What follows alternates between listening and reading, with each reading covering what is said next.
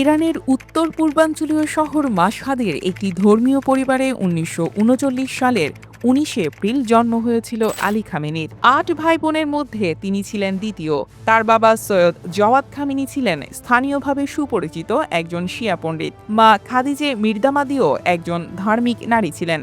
শৈশবে মায়ের কাছে কোরআন শিক্ষা সহ ইসলাম ধর্মের অন্যান্য গুরুত্বপূর্ণ বিষয়ে প্রাথমিক জানাশোনা হয় আলী খামেনির। খামেনির বিভিন্ন স্মৃতিকথা থেকে জানা যায় তার মা খাদিজে মির্দামাদি কোরআন তেলাওয়াতের কণ্ঠ খুব ভালো ছিল।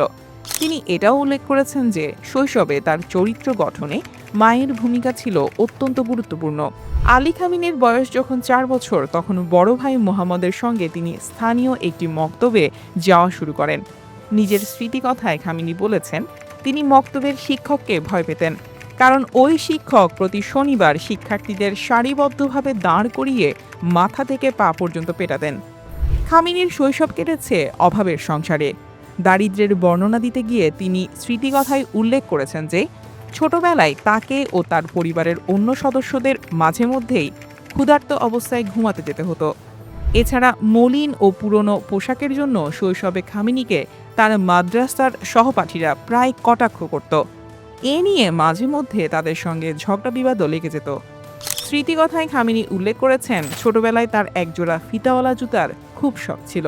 মক্তব জীবনের পর স্থানীয় একটি বিদ্যালয়ে ভর্তি হন আলী খামেনি, যদিও তার বাবা সৈয়দ জওয়াদ খামেনি পাশ্চাত্যের শিক্ষা ব্যবস্থার বিরোধিতা করতেন। ছোট থেকেই খামেনি চোখে কম দেখতেন। দুর্বল দৃষ্টিশক্তির কারণে তিনি শ্রেণীকক্ষের ব্ল্যাকবোর্ড ও শিক্ষকদের ঠিকমতো দেখতে পেতেন না, কিন্তু দীর্ঘদিন পর্যন্ত বিষয়টিকেও ধরতে পারেনি। ফলে তৃতীয় শ্রেণীতে পড়া পর্যন্ত তাকে ভীষণ বোকা ও অলস ছাত্র হিসেবে বর্ণনা করা হতো। দুর্বল দৃষ্টিশক্তির বিষয়টি ধরা পড়ার পর চিকিৎসকের পরামর্শ অনুযায়ী খামেনি চশমা ব্যবহার শুরু করেন।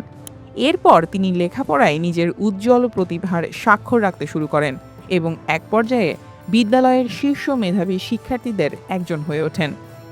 তবে বাবার বিরোধিতার মুখে উচ্চ বিদ্যালয়ে ভর্তি হতে পারেননি আলী খামেনি। তখন ধর্মীয় শিক্ষার জন্য তাকে শিয়া মুসলিমদের পবিত্র নগরী কোমে পাঠানো হয়। স্মৃতিকথায় খামেনি বলেছেন, কৈশোরে সাহিত্যের প্রতি তার বিশেষ আগ্রহ জন্মেছিল, বিশেষত উপন্যাস ও কবিতার প্রতি। পরবর্তীতে তিনি কবিদের বিভিন্ন সভা ও কবিতার আসরে যোগ দিতে শুরু করেন। সাহিত্যের প্রতি অনুরাগ এতটাই বেশি ছিল যে কোমে ধর্মীয় শিক্ষা প্রতিষ্ঠানে যাওয়ার আগেই ১,০০০-এরও বেশি উপন্যাস পড়ে ফেলেছিলেন বলে স্মৃতিকথায় উল্লেখ করেছেন খামেনি। সেসব উপন্যাসের মধ্যে লিও টলস্টয়, ভিক্টর হুগো ও রোমা রোলার মতো বিখ্যাত লেখকদের বইও ছিল। যৌবনে আলী খামেনি আমিন ছদ্মনামে কবিতাও লেখা শুরু করেন। ছাত্র থাকাকালে খামেনি ১৯৫৫ সালে কোমে একটি সভায় যোগ দেন। সেখানে আয়াতুল্লাহ রুহুল্লাহ খোমেনির সঙ্গে তার দেখা হয়, যার নেতৃত্বে পরে ইরানে ইসলামী প্রজাতন্ত্র প্রতিষ্ঠা হয়। কোমে পড়াশোনা করার সময় আলী খামেনি ইরানের তৎকালীন শাসক শাহ মোহাম্মদ রেজা পাহলভির বিরুদ্ধাচরণ শুরু করেন। ১৯৬২ সালে তিনি আয়াতুল্লাহ খোমেনির ধর্মীয় আন্দোলনে যোগ দেন। এরপর তরুণ আলী খামেনি ধীরে ধীরে খোমেনির একজন একনিষ্ঠ অনুসারী হয়ে ওঠেন। মৃত্যুর আগে বিভিন্ন স্মৃতিকথায় তিনি উল্লেখ করেছেন যে তিনি জীবনে যা কিছু শিখেছেন এবং যা বিশ্বাস করেন সবই খোমেনির ইসলামী ভাবধারা থেকে প্রাপ্ত। শাহ মোহাম্মদ রেজা পাহলভির বিরুদ্ধে সরাসরি বিক্ষোভে জড়িয়ে পড়েছিলেন আলী খামেনি এবং বেশ কয়েকবার গ্রেফতারও হয়েছিলেন। বিপ্লবের আগ পর্যন্ত খামেনির রাজনৈতিক কর্মকাণ্ড মূলত মাশহাদ শহরকেন্দ্রিক ছিল। এরপর ১৯৭৭ সালে তিনি সপরিবারে তেহরানে চলে যান। একই বছরের ডিসেম্বরে গ্রেফতার এড়াতে খামেনি ইরানের দক্ষিণ পূর্বাঞ্চলীয় বৃহত্তম প্রদেশ সিস্তান ও বেলচিস্তানে চলে যান। ১৯৭৯ সালে ইরানে ইসলামী বিপ্লবের পর তিনি পুনরায় তেহরানে ফিরে আসেন। সে সময় বিপ্লবী পরিষদের দায়িত্ব পান। পরবর্তীতে তিনি উপপ্রতিরক্ষা মন্ত্রী হন এবং ইসলামী বিপ্লবী গার্ড কোরকে সংগঠিত করতে সহায়তা করেন। এই বিপ্লবী গার্ড ইরানের অন্যতম শক্তিশালী প্রতিষ্ঠানে পরিণত হয়। ১৯৮১ সালের জুন মাসে তেহরানের একটি মসজিদে বোমা হামলায় তিনি গুরুতর আহত হন। তার উপর এই হামলায় জড়িত থাকার অভিযোগ ছিল দেশটির বামপন্থী বিদ্রোহী গোষ্ঠীর উপর। এই ঘটনায় তার ডান হাত পক্ষাঘাতগ্রস্ত হয়ে পড়ে।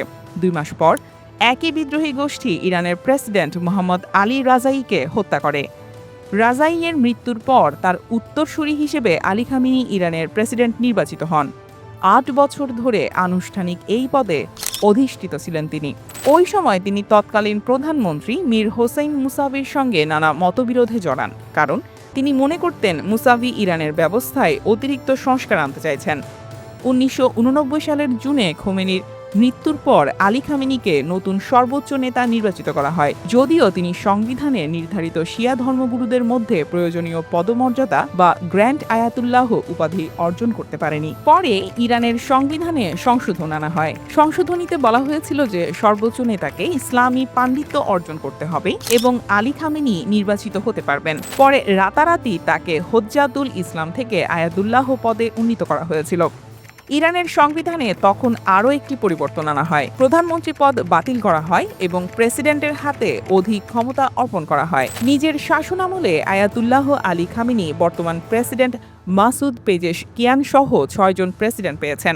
3 দশকেরও বেশি সময় ধরে ইরানের সর্বোচ্চ নেতা হিসেবে দায়িত্ব পালনের পর শনিবার যুক্তরাষ্ট্র এবং ইসরায়েলের হামলায় নিহত হন আয়াতুল্লাহ আলী খামেনি।